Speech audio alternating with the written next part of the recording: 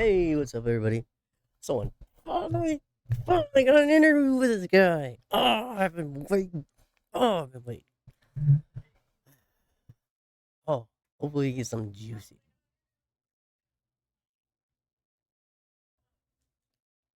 All right, now calm down. That's my other phone. Not hurting the chat.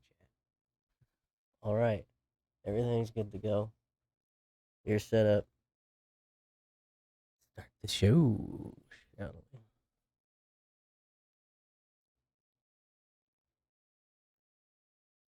Let's get rid of that. Hop on into it here. Coffeezilla. First, go subscribe, man. Go subscribe.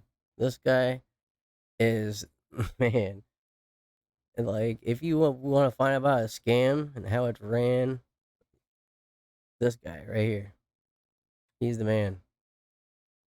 All right, My lawyers chewed me the out for that so one. Larger The here. first thing they said after that was, "They said, Sam, you have only one thing to tell you. You have to promise that you never, ever, ever say you up again." Yeah, Today we because have an exclusive that's interview what with Sam that's what Bankman-Fried happens discussing the when you bankruptcy fuck of up his really big in billion-dollar a company company. FTX, why he hates They when give you a people talk second about his shot. love life, and his massive donations to political parties.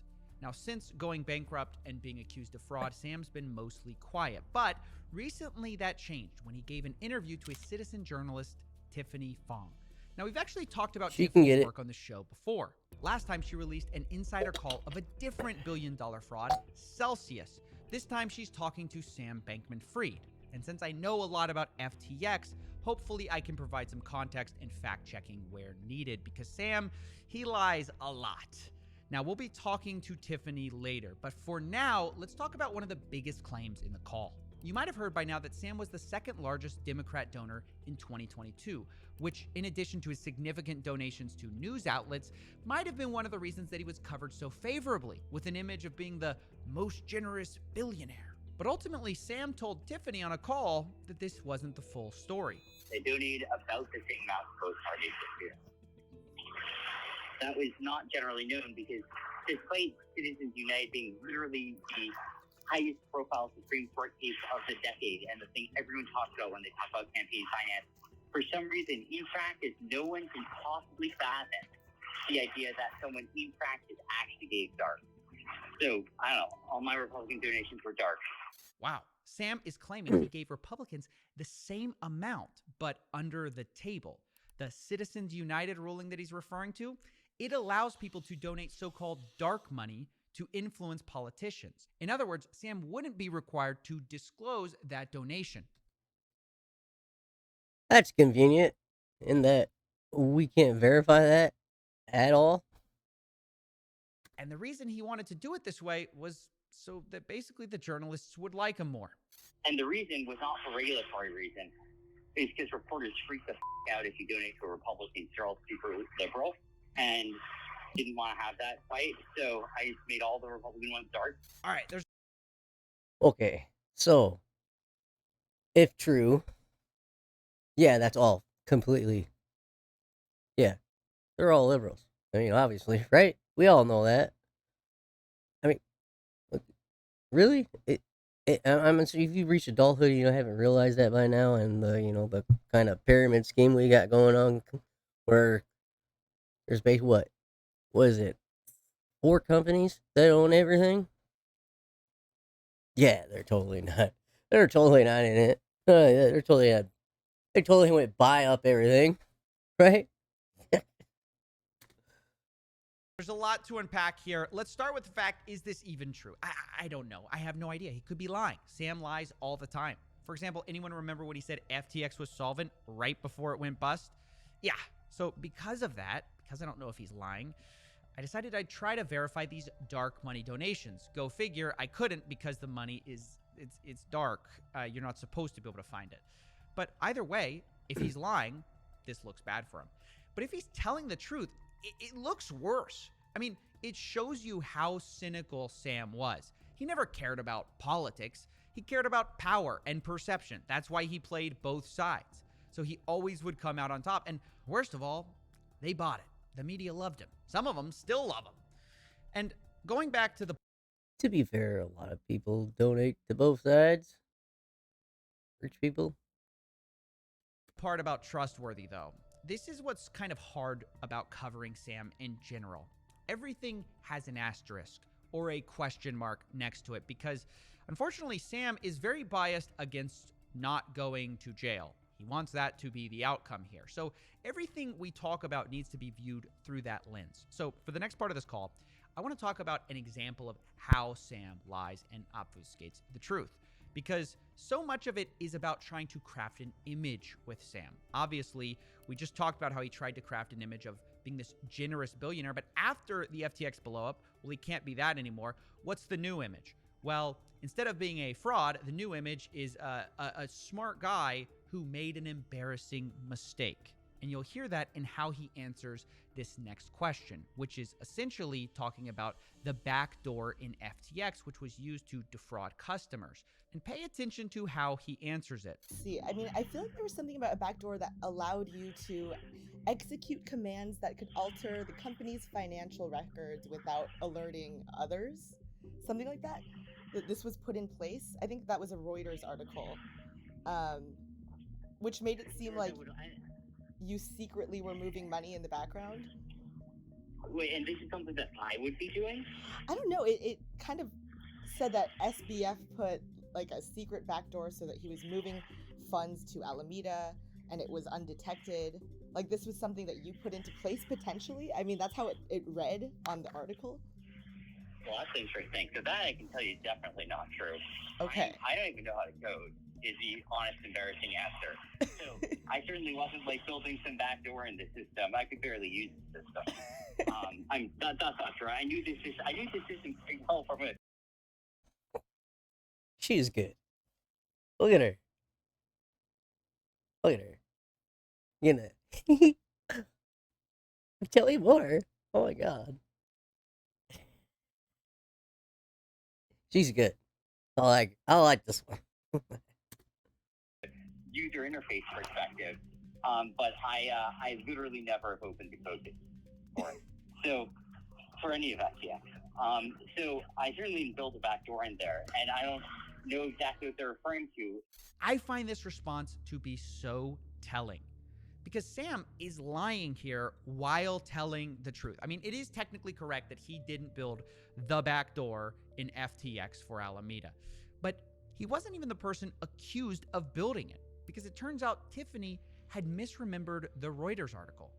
It wasn't Sam. It was Sam's right-hand man, Gary Wang, who was accused of building it. Now, this is obviously a simple mistake, and Sam would know what she's talking about, who she's talking about, and that Gary had built it. But instead of answering the real question, Sam uses this minor slip-up to create a loophole for himself to dodge accountability. Oh, what, I coded it? No, I didn't code it. I don't code. That's clearly a lie because I don't code at all. See, this couldn't be true because I don't code. And he frames everything as this preposterous idea while full well knowing that his partner is the guy who built it. And he uses it to dodge the part of the story where he stole money and springboards into the part where he can sell his preferred narrative, that he just made an embarrassing mistake. Let me try and give you the nearest neighbor to that. So, like, thing that is true that, like, most resembles that statement, which is that, this guy's treble in his voice, man. It's just off the charts. Man, I gotta lower volume. there was a long, and I was wrong. I was incorrect on Alameda's balances on FTX by a fairly large number, an embarrassingly large one. And it was because of a very poorly labeled accounting thing, which was a historical artifact of a time before when from before FTX had bank accounts. And the result of that was basically there was a time way back yonder when people would wire money to Alameda and then ask to be credited on FTX. That just basically never got screwed up. And that was a pretty big miss, and meant that Alameda was substantially more leveraged than I thought it was. I don't know if that's what that comment's talking about, but that's the best thing I can, the sort of closest thing I can think of for it. This is the image Sam wants to sell you. One where he didn't steal money, he just fell prey to a mistake, a historical artifact, an accounting error. Honestly, sounds like it could happen to anyone. You forget you had that number in the spreadsheet, and oops, it turned out to be $8 billion of your customers' money. Now, he's not Oops. explicit about what this accounting error was, but I can guess based on what he said, because back in the day, FTX didn't have a bank account for customer funds, so they had customers wire money to Alameda Research, their sister company, instead of FTX, and FTX would then just credit that money to their customers' accounts. So I'm guessing Sam's explanation here is that they mislabeled those incoming funds to Alameda as Alameda's funds, and then somehow forgot that they owed those FTX people their money. It's just a number on a website somewhere. When they go out to cash it out, all of a sudden it's like, well, oh, I thought that was Alameda's money. That's the strongest defense I can maybe think of here, that, oh, we had this complicated accounting system that was confusing and we screwed up. Oopsie doopsie, we lost $8 billion. And crucially, you'll notice that Sam's explanation requires no amount of fraud or stolen money. It's just a poorly labeled account. It's an embarrassing mistake. And we even saw this end up on one of Sam's internal spreadsheets as a, quote, hidden, poorly internally labeled fiat account, which he says actually explains most of this story. This whole long saga of it. And then there's like a dumb account that we labeled confusingly 4 years ago. And that was like 2/3 of the whole saga. Now, this has to be one of the most transparent dog ate my homework excuse, just in the world of high finance. You know, I mislabeled an account. I just accidentally labeled your money as my money. Oops. Sorry, guys. Lost $8 billion there. Didn't mean to do that. I mean, again, this is me reading into what he said here about why he lost it. We still don't know exactly what this internally labeled account is. Guy. I'm just trying to give the best explanation from the available evidence. But either way, Sam claims that even despite all of this, the real mistake was actually declaring bankruptcy in the first place. Because without it, well, things would kind of be fine. And like, then the saga ends, and I honest to God believe if I had filed for bankruptcy, all users would be whole and withdrawals would be on FTX right now. And not just US, international as well. And I might still get there. We'll see. I don't know. It might happen, it might not. But minutes after I filed for bankruptcy, I'm sorry, you shouldn't judge a book by its cover, but goddamn, just Are you able if to add it anybody to looks the like a estate? sneaky little weasel that's gonna cheat you out of your money, that's the look. Oh, not her, but Sam Friedman is the look. Sorry. Oh, back here. I'll quit talking.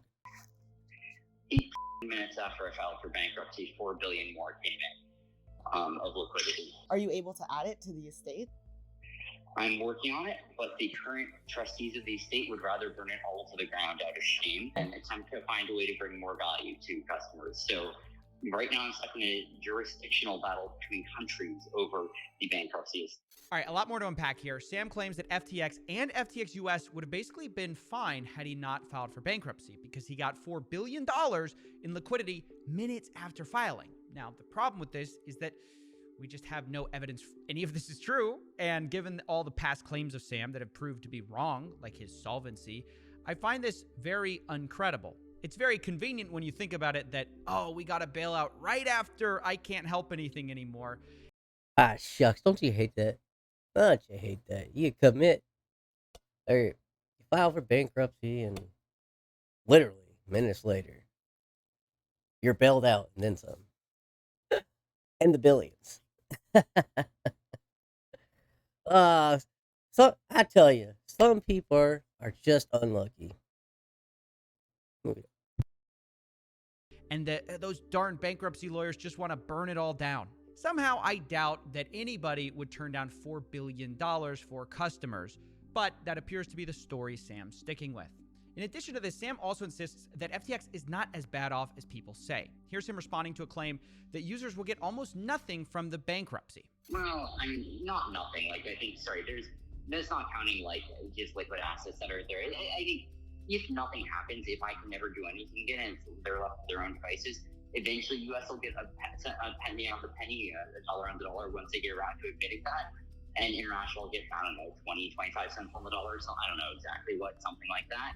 Now, these are just more wild lies from Sam, specifically about the part about FTX International. I love how he knows so much, but knows so little. It's amazing. This guy's word salad. He should be a politician.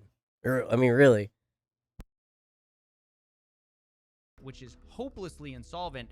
He claims it only needs $4 billion, but that's not true. The only way he arrives at this number is because he's counting billions of dollars in coins that FTX has as real money, while full well knowing he could never sell that. So I find this to be kind of dishonest because, like, if I create Coffee Coin and create 1 billion tokens, sell one of them for $1, technically my market cap would be $1 billion. But you'd be a fool to actually believe that's what I'm worth.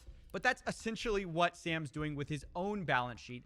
He's treating these coins, which he owns the majority of, as if he could sell them at the current market price, which everyone knows he can't.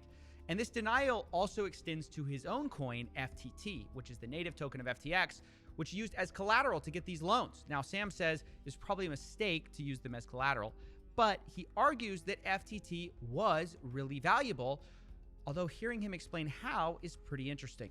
I think FTT was basically more legit than most tokens in some ways. Like, I think its value is more economically underpinned than the average, than the average token was. That being said, Why do you feel that way? Wrong. Because like the buy and burn it. Like, it's not just like a token that like does nothing. Like at least it does something. Now, I'm kind of speechless here. Sam seems to be suggesting that his token doesn't do nothing, therefore is justifiably worth $1 billion. This is despite the fact that he created it from thin air and owned most of the tokens. It's just so insanely cynical, in my opinion. His real justification for its use case is only these buy and burns he did with the FTT token, which is just basically where FTX spent money to buy up a bunch of FTT tokens, which they owned most of. So it's literally arguing that pumping your own price makes a token valuable. I don't know. It's akin to saying my Ponzi is better than your Ponzi because I pump my own money back into it sometimes. I don't know. It's ridiculous. And it reminds me of a video we did 6 months ago where Sam described everything as a Ponzi scheme. Well, it seems fitting that he actually created his own token with similar Ponzi-nomics, with a few extra bells and whistles, I suppose. Now, funny enough, after this long call spent dodging or being duplicitous about his responsibility of fraud here, Sam complained about reporters not being interested in the real story, the boring story. And he said that he's tired of getting questioned about these provocative questions, like his relationship issues. The problem is that at the end of the day, their metric is clicks. Like, that's what they need to get. And it's fine. It is what it is. But, like, what it means is that, like, a boring story won't sell. And so they're going to be trying to ask me, like, the most provocative possible questions. I kind of felt like, all right, like, we as a society have, in my opinion, my humble opinion, spent about enough time this week trying to figure out whether anyone in living in Albany was polyamorous. I found this answer really amusing since he's the one who's been dodging hard questions this entire time and then says no one wants to hear the real story, and also then brings up his personal life and says, why do people keep asking about my personal life? Like, wait a second, you just brought that up. So I find it really weird to be complaining about nobody wanting the real story and then not answering hard questions about backdoors and instead talking about your relationship. I just thought that was really funny. Now, so far, I've spent a lot of time talking about Sam's credibility or lack thereof, but to me, this all begs the question, what can we learn from Sam, who's so calculated, who's so intent on building this reputation or this image of himself, and he just isn't a reliable narrator? And I think the only honest answer is that we can see how flawed and warped his reality really is. Because in Sam's world, he's still the good guy. He just made an honest mistake, an embarrassing mistake, sure, but an honest one. It's the lawyers who screwed him, who want to burn things to the ground. He's standing on the sidelines with $4 billion that no one's seen, ready to put it all in to save everyone. If you only let him sell you his Ponzi tokens on the way out, it'll all be fine. But we know the truth. Things are not fine at FTX. Reality has finally barged its way into the Bahamas, and it's taking hold. So I want to wrap this up by speaking to the person who's responsible for this interview, Tiffany Fong. I wanted to ask how she even got this interview, since so few people have been able to speak to Sam. I was surprised that he was willing to chat with me too. I'm not a traditional journalist or a reporter. I literally only started posting about crypto at the end of June because I lost a lot of money to Celsius Network. So I mostly started posting on Twitter and YouTube just to vent. But a few months into posting, Celsius employees started sending me leaked information, like leaked files and leaked audio, one of which was a leaked internal all hands meeting that I posted on September 13th to the public. And I think you actually briefly covered that in one of your videos. But Sam Bankman-Fried started following me that day. So we had a couple of brief friendly exchanges on Twitter. A couple of them I think are actually public. So our DMs were already open when FTX filed for bankruptcy on November 11th. So I just figured I would shoot my shot and see if he'd be willing to chat with me. I really was not expecting a response from him, but a few days later, on November 16th, he said he'd be happy to chat, and he actually suggested a voice chat. So that's how all this came about, and it's all still kind of shocking to me. Wow, so it was not like that's why she wasn't really that prepared. So, yeah, that mistake she made wasn't. I mean, come on. She had an hour to prepare. Well, yeah, he had the next hour free. So it sounds like she had to do it on the spot.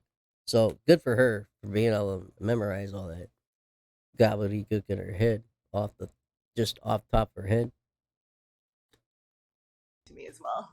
That's so crazy because basically you're one of the few people who got a call with Sam. I don't think you've spoken to many other people. Definitely no one else that I know of on audio. So I understand that you'll be releasing the full call yourself on your YouTube channel. But how long is this call? Where can people learn more about you? The call should be about 20 minutes long. I did redact some of the parts that he explicitly told me. She is about to blow up, son. I know I'm going to sub. I don't want to hear the rest of this conversation. Not to repeat, but yeah, I'll post the call on my YouTube channel because I think that a lot gets lost. Tiffany Fong, go subscribe. For sure. Let's go For subscribe sure. Guys, now. be sure to go check out the full call on Tiffany's page. I'll link both her Twitter and YouTube on in the description below. That's all for now. Thanks for watching, and we'll see you in the next one.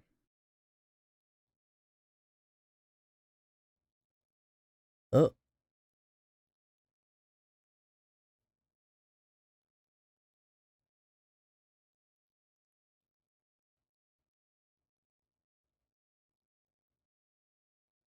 What she got? Yo, I bet she gets the 10K. Just off of the Sam Fried story. Good for her. Go subscribe. But yeah, man, fucking weird. It was really weird to see all these people just dumping all these celebs, just like creating stories. Like, Tom Brady. Tom Brady not donated, but invested like 450 million, 450 million, something like that. Man, I tell you, once these celebrities find something, oh, it's a thing. Oh, it's hot. It's hot. Oh, fashion or what do they call it?